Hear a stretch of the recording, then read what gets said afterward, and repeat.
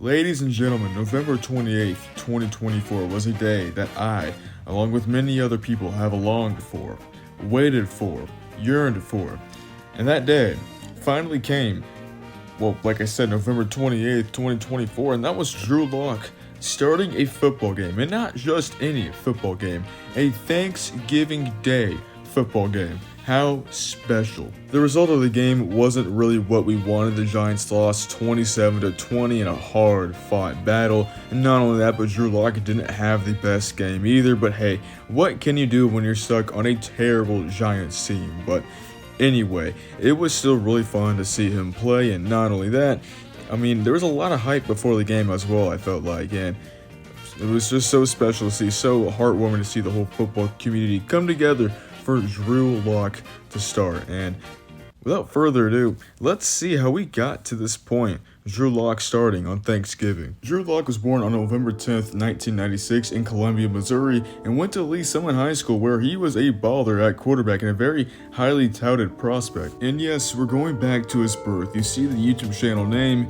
you should expect it. Now, with Drew Lock being from Columbia, Missouri and all that, it only made sense for him to go to Mizzou, and that's exactly what he did. And he was easily the best quarterback to ever step foot on a Mizzou field and in that Mizzou jersey, as he set multiple school records, even set SEC records that were only broken by 2019 Joe Burrow. That's how good Drew Lock was in college at Mizzou. And in case you're wondering why I love Drew Lock so much, I'm a Mizzou fan, and with Drew Lock being so good at Mizzou and potentially being so good in the NFL possibly, it makes sense why I love him so much. Entering the 2019 NFL Draft, many experts were saying that Drew Lock was easily the most pro-ready quarterback out of any quarterback in that draft group. However, he would only be the fourth quarterback selected. As a potential first-round pick, he fell all the way to the second round at pick 42 to the Denver Broncos, who were still searching for a quarterback ever since Peyton Manning left. Now, Drew Lock didn't start until the very end of the season, and he only started 5 games, but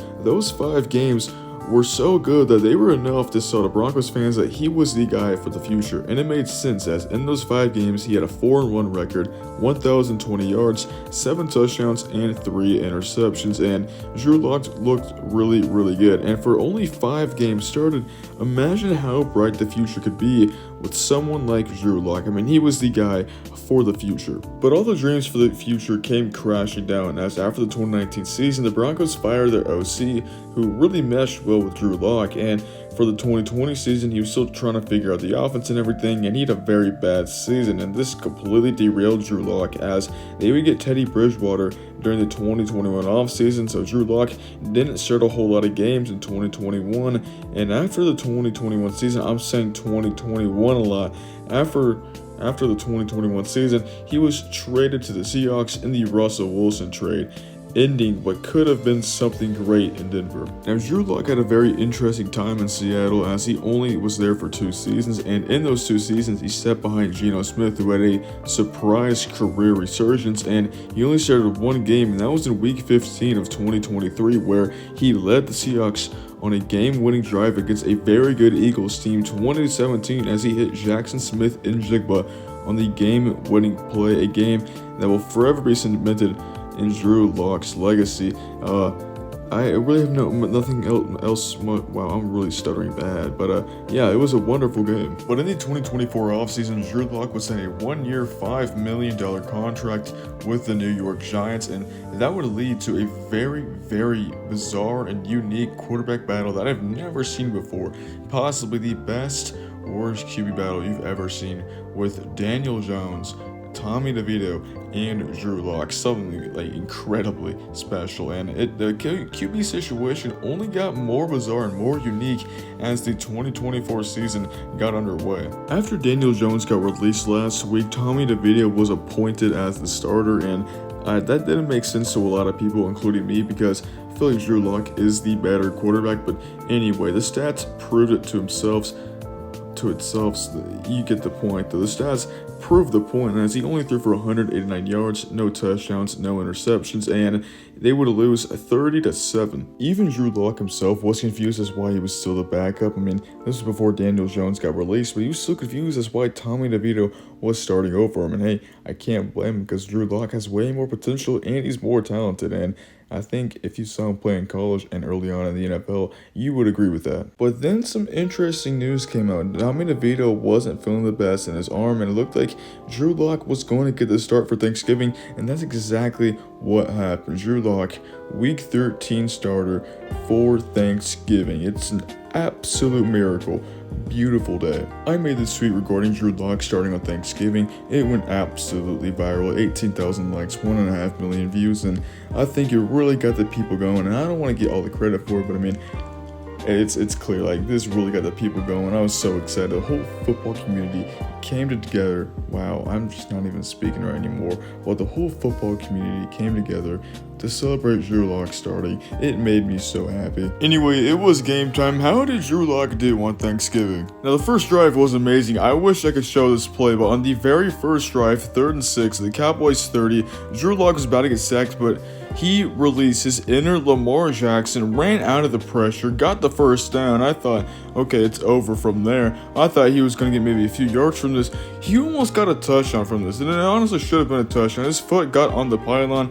If we maybe switched the ball to the other hand, it would have been a touchdown, but still, a phenomenal play. They ruled him down at the 1. Tyron Tracy got the touchdown anyway, but it was such a beautiful play to watch. It made me so happy. It looked like the Giants had this one in the bag. But then the very next Giants drive, everything just fell off the wheels as DeMarvin Overshown from the Cowboys had an absolute freak play. It was really no one's fault. He just made a spectacular play where he messed up the screen route, and then when Drew Lock tried to throw it to him, DeMarvin Overshown, I think I'm saying that right. I'm a Cowboys fan, I should know. This is really bad. This is how little I care about my team now. But anyway, Overshown made a freak play where he just lunged his arm out, he picked the ball off, and he ran it back for a pick six, and that's just kind of when all hope was lost, essentially.